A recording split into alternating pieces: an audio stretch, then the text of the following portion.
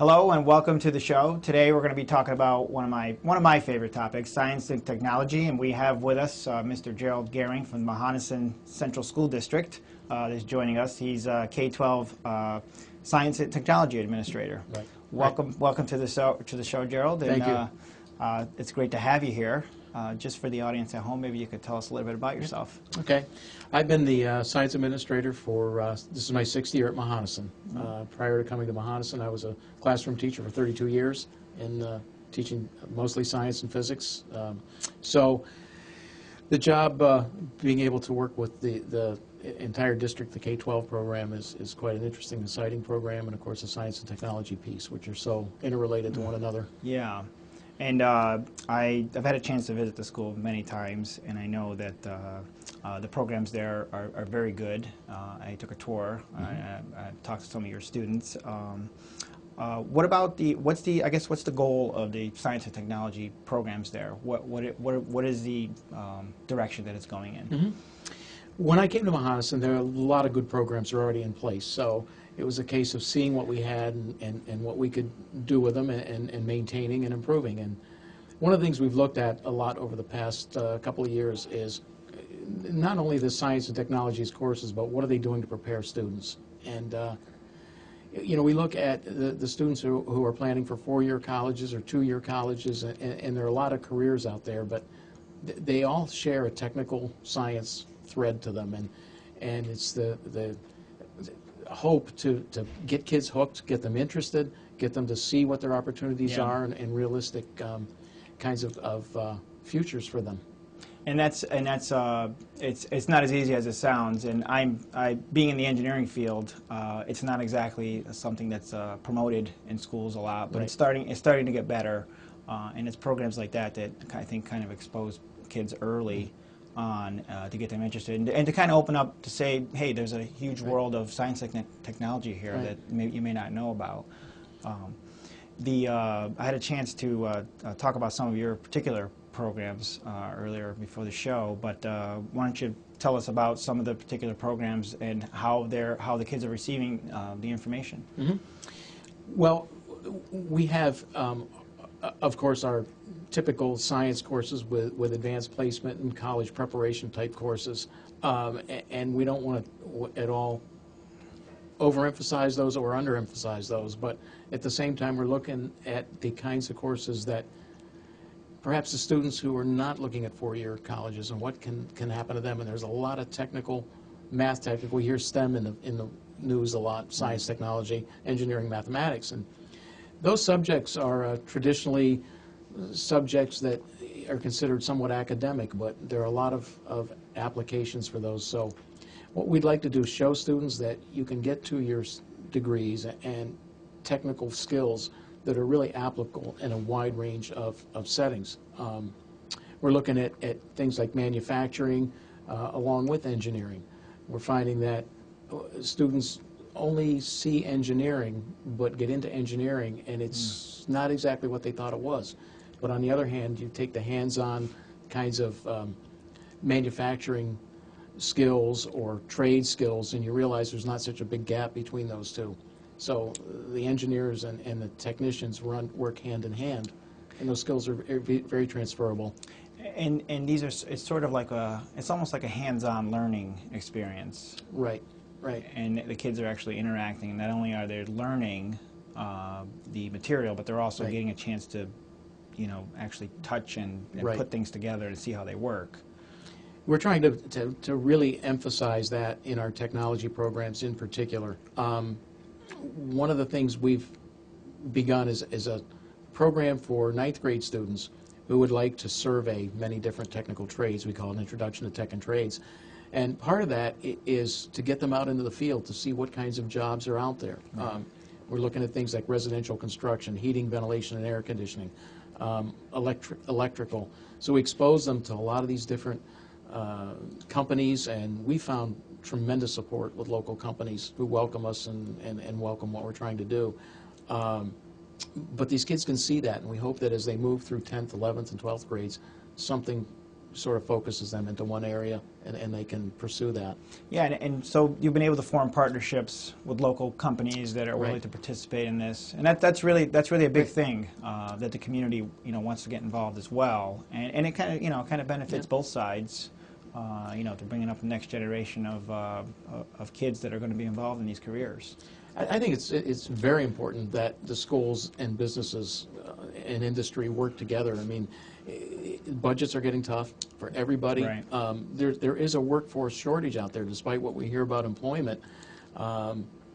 There just is a shortage of workers who can take on these kinds of skilled, trained jobs, and many of our local companies are feeling that pinch.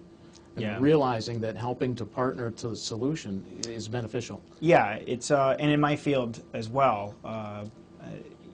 There's the engineering graduate. I guess the local engineers. The number has been declining over the years, and we're kind of turning that around, and it's through programs like this that really make the difference. And I know you've been involved with programs like Future City Competition, which we talked about not too long ago. That's something where you can reach kids at an early age. They kind of have fun. They learn, and you feel what it's like to design things. Right.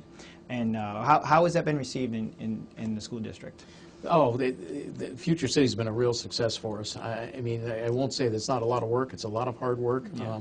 We get kids involved, but they really get into it. That's a middle school initiative, so we have our 6th, 7th, and 8th graders involved with that.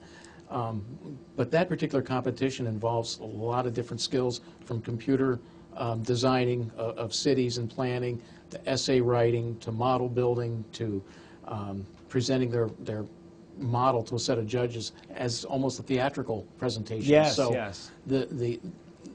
The ability of kids to be creative in that is just huge, and run with it. And the participation's been pretty consistent amongst the students. Oh yeah.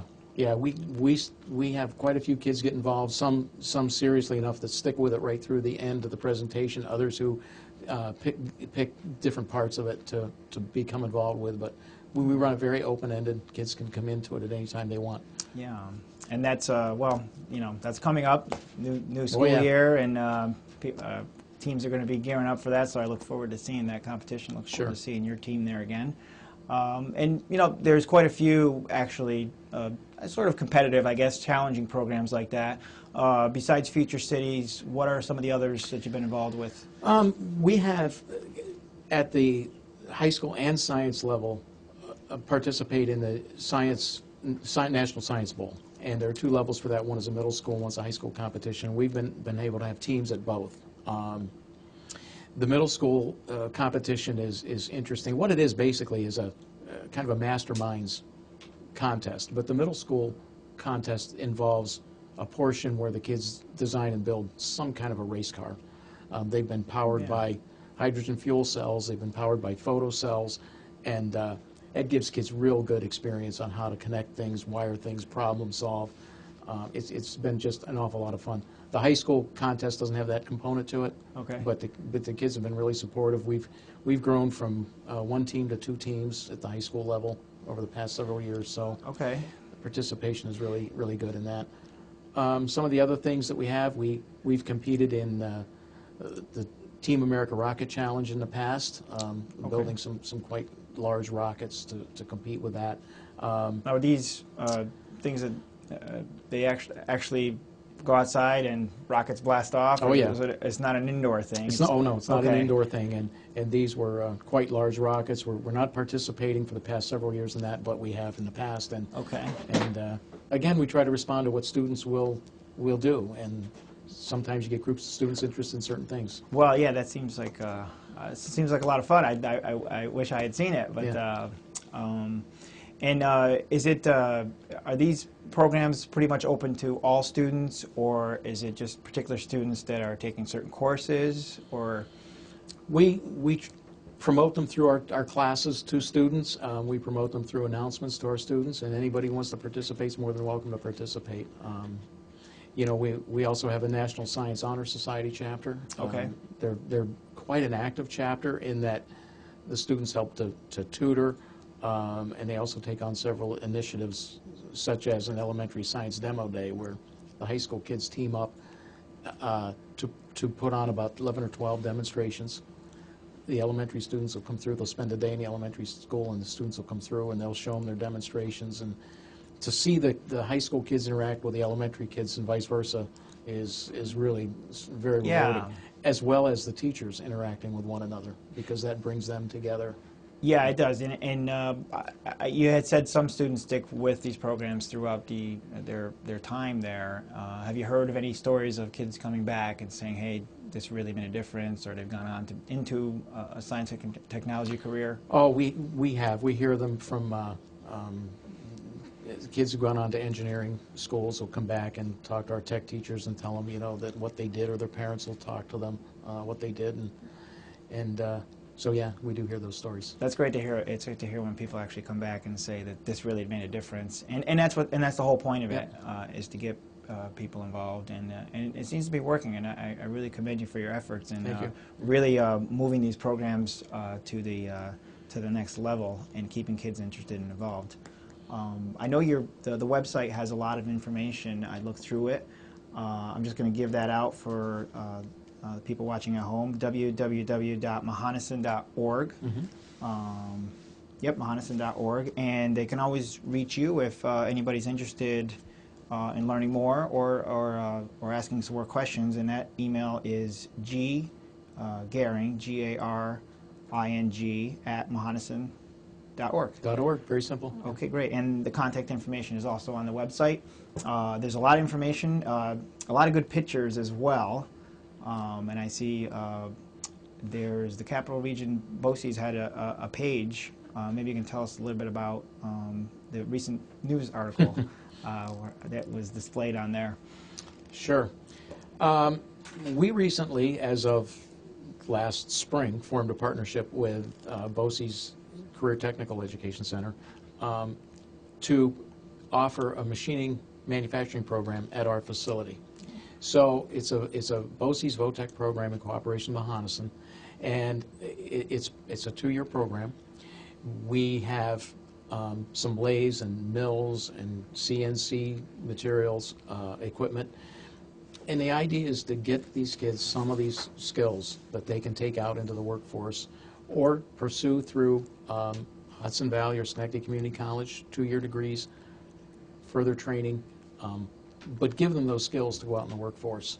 And this has been a very rewarding project with BOCES to be able to do this, because it just is a whole new level of experiences for our kids. And I see also there's CAD, which I work with, computer-aided drafting. Are kids also getting involved in learning how to use these computer systems to design things? Oh yeah, we've just inaugurated our first class with 11 students in it. Oh, that's great. Yeah. This September. We just opened the doors, so we're only in our 3rd week now of it. But we've taken those students, and all the students in there have already been through similar courses at our building. We offer some materials processing courses, and that's where kids were really first exposed to this kind of thing. But they're taking it to a new level now. They've been working on machining parts to build a small steam engine. In the meantime, they've been working to draw the parts out on CAD, and so eventually we're going to introduce them to SolidWorks, Mastercam, and then they'll be integrating that into CNC machining later on in the year. That's great. That sounds like a great program, and it is a big step. You know, another piece of the puzzle to getting students involved with these programs, and it sounds great. And I can't wait to hear some more back from the students how receptive they've been to it. I guess I wanted to talk a little more about the robotics program, because I came and took the tour, and I saw the finished product and how the kids were able to build a robot. How does that program work, and what's involved? What are the steps involved? Because it seemed like a very somewhat complicated project that they produced that they were able to display to the people watching. The robotics contest is part of something called the First Tech Challenge for robotics, and our project lead, the way engineering instructor, Mr. George Relusco, decided that this was going to be the focal point of his capstone course, which is called Engineering Design and Development. So the students work all fall to prepare for their contest at the end of January. And they start with a certain robotics kit, if you will, or pieces, if you will. But the challenge is to design that to do certain tasks, and that's where the challenge is. And the robot had to pick up certain was it tubes? Tubes. Yep. Yep. 1 year it was tubes, and pick up tubes, put them into like a stacking arrangement. Okay. Be able to pick out the tubes. Yep. There's also a part where they have to program the robot to work on its own, to be able to go certain places and do things on its own.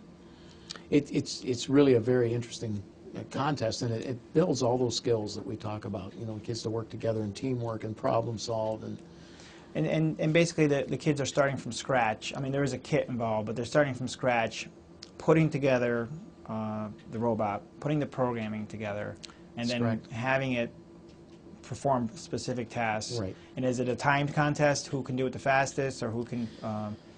There are facets of the contest, and when they go to compete, they will start out by teaming up with other schools. They'll get a partner. Okay. And so there's a part where they are competing for accuracy. There's parts they're competing for time. Okay.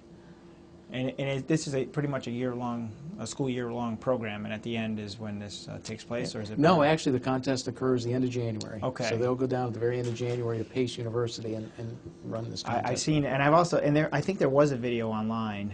I don't know if it's still there, but I watched some of it, and it was very interesting to see. What are some of the other schools? Is it regional, or are there other schools from across the country, or is it? It's regional. Most of the schools that we are competing with come from down around the Westchester, Rockland area. Okay. Although we have been, our class has been working with some schools out by Utica, and so we're trying to actually partner with them more so that we can sort of build our own presence. It's great to be able to, they say the world has gotten smaller. It's great to be able to compete with other schools and see and for the most part, a lot of the finished products looked similar. People came up with similar robots, and it's great to see that, you're totally isolated during the building part, but they come out and it's pretty much everybody's in the right ballpark, and they got to where they needed to be. Well, that's a great program, and you said it's at Pace University is where the contest occurs. Boy, and it'd be great to get out there and see that firsthand for a day of robotics. So I wanted to just ask, I guess, there's a lot of programs, a lot of stuff going on, and this is all very interesting to me because being in the engineering field, I love when kids get involved and show interest in these type of programs. For the future, what are the goals? Where is the science and technology program going? Well, I think we want to keep building on what we've started, and I think a huge piece of this is not being in isolation. I mean, I think that's one of the things that's happened a lot with schools is that over the years that they've had a certain specific function to do, and many of them have operated in isolation. But I think the more we can get our teachers to work with other teachers, both within our district and outside our district, bring in connections with industry and companies, the more relevant what we do becomes. Content is important, but I think if you think back to what you mentioned, kids coming back, you very seldom say, boy, I loved your class because of some piece of content, but it's the experiences that they have. And I'm a big fan of hands-on learning, especially with the engineering fields. I'm involved in surveying, and until you get out there and actually work the equipment, it's different than learning it in the classroom. And I think it's very effective, and a lot of these programs offer that. So again, the website is www.mohonasen.org. Lots of information on all these programs and more, and lots of contact information to get involved with any of these programs or learn a little more about them. Some of the notable events that have occurred, I guess we can talk about in the school year, this school year or past. Anything in particular? So many of the events, they're all notable at whatever level, but we have, I think one of the highlights is when our high school, I told you about this high school kids going down for the demo day with the elementary, that is a highlight. Yeah. we run a science enrichment program in our one elementary school, which gives kids a chance to explore some things that they wouldn't ordinarily be able to do. I'd like to mention for a moment our elementary structure for science classes. What we have is our science labs. We have 2 elementary schools. One is K through 3, or 2, K through 2, and the other is 3 through 5. Okay. And so in each of those schools, there's a science lab in which teachers can bring the students in and actually do that hands-on part, which at an elementary level is not all that easy to do. So having those 2 science labs and our 2 instructors, Mrs. Lynch and Mrs. J. Mack, are just absolutely phenomenal, how they drive that program and keep it, you know, just so exciting for kids to come in there. Is just a great model. So I think that, and as we launch our machining program, just a lot of exciting things. And you've built up quite a, I guess, a curriculum. Are there any other programs that you're looking at or trying to get, maybe other partnerships? Yeah, one of the other things that we've been working on, I told you a little bit earlier about our Introduction to Technology and Trades for kids in the 9th grade. It's an expansion of something we loosely named MOTEC. Okay, all right. And a program already in place for that is criminal sciences. And our director of security, Jeff Jackson, is really one of the movers behind that. But we have kids in 11th grade who naturally are interested in that kind of career. So in 11th grade, they take 2 courses, one in science, one in social studies, to learn the science part of it and the social legality part of criminal sciences. And then a number of them will have an opportunity to go out in the field and actually work during their senior year, either during the school day or some of them work at night, but in all kinds of different security fields or investigator fields. And again, you know, Jeff has done a phenomenal job of bringing those opportunities in for our students. And there's, of course, you know, in recent years, there's a lot of science and technology with that field. It's actually moved the field along. So that fits right in with everything else that's going on with the programs. Is there any other information you want to give out to the audience as far as contact or any kind of a way for kids to inquire, or maybe parents that want to know more, or people that want to help out with the program? Is it pretty much all school staff, or are there volunteers, or is there other ways to get involved if you're not participating as a student? We'd welcome participation by anybody. Okay. We're just finding everybody has something to bring in, and anybody is welcome to contact us and become part of it, find out more about it, or offer services. Okay. As we mentioned before, Future City's coming up, so teams are forming. We'll look forward to seeing Mohonasen's team this year. It's always a great, and that also occurs in January as well. Yeah, it does. So we'll see you there when that comes up. Again, the website is www.mohonasen.org. Email ggaring@mohonasen.org, and you also have a phone number that you can be reached at, 356-8254. That's correct. So if anybody has any more information or wants to find out more about a particular program, they can do that as well. I guess I want to thank you for being on the show. Is there the science and technology program? I've experienced firsthand. It's really great, and it's great to see that you're involved with it and you're kind of taking a charge on this stuff. And the support from the school district is there to advance these programs as well. Absolutely, school district is very supportive, as has been the community, and I know the support that you've shown for it is unquestionable. I mean, between just these Future City and also coming out and working with our kids, coming out to see what they're doing and getting involved. It's nice to see more involvement, and through New York State Society of Professional Engineers, their goal is to get involved with programs like this, and they always help when they can sponsor these things.